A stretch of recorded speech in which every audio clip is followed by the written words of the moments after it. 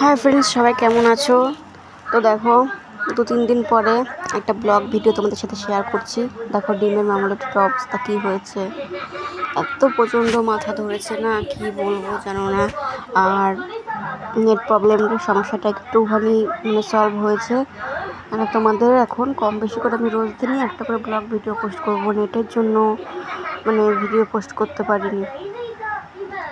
আর ডিমের অমলেটটা তো ভেঙেই গেল ভাজতে গিয়ে। আর ওটা সোনাকে দিয়েছিলাম, ও খাচ্ছিল। ওকে একটা অমলেট দিয়ে দিয়েছে, খাচ্ছে আর টিভি দেখছে।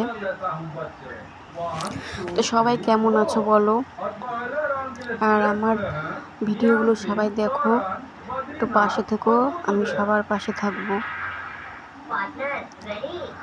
আর আমাদের এখানে তো বৃষ্টি হচ্ছে, তোমাদের ওখানে কি বৃষ্টি হচ্ছে? আজকে দুপুরবেলায় প্রচণ্ড পরিমাণে বৃষ্টি হয়েছে। বৃষ্টি হলেও কি গরমটা কিন্তু কমছে না।